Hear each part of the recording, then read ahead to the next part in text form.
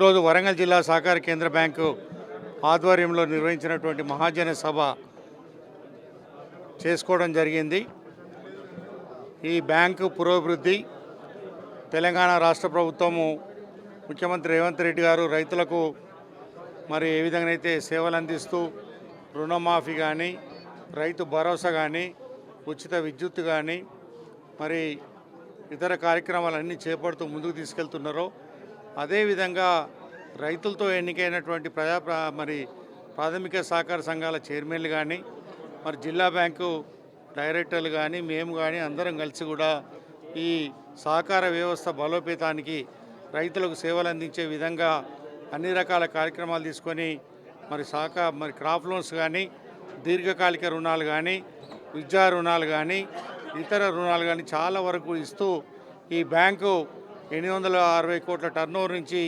ఈ రోజున 2258 కోట్లకు చేరుకోవడము చాలా సంతోషించాల్సిన విషయం. చాలా వరకు సన్నకారు చిన్నకారు రైతులను కూడా దృష్టిలో ఉంచుకొని రుణాలు ఇవ్వడం జరుగుతూ ఉన్నది. ఇంతకుముందు 1,60,000 వరకే క్రాప్ లోను ఉండేది. ఇప్పుడు దాన్ని 2 లక్షల వరకు కూడా తీసుకొచ్చి సింపుల్ మార్టిగేజ్ తోటి 2 లక్షల వరకు కూడా క్రాప్ లోన్ ఇవ్వడానికి కూడా మరి నిర్ణయం తీసుకోవడం జరిగింది. ఈ విధంగా రైతులకు సేవలు అందిస్తూ మరి బ్యాంకు పురోభివృద్ధిలోకి పాటుపడుతున్నటువంటి సహకార సంఘ చైర్మన్లకు, మరి మా జిల్లా బ్యాంక్ డైరెక్టర్లకు, ముఖ్యంగా మరి ముఖ్యమంత్రి రేవంత్ రెడ్డి గారికి,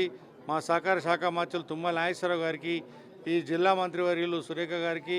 సీతక్క గారికి, మరి జిల్లా శాసనసభ్యులకు, మరి రైతు సోదరులకు, ఇన్ఛార్జ్ మంత్రి పొంగులేటి శ్రీనివాసరెడ్డి గారికి, మరి ఇతర వారందరి సహకారంతో ఇంకా కూడా ముందుకు తీసుకెళ్లే విధంగా చేస్తూ ఈ బ్యాంకు పురోభివృద్ధికి ఎల్లవేళలా పాటుపడతామని, రైతులకు అనుసంధానంగా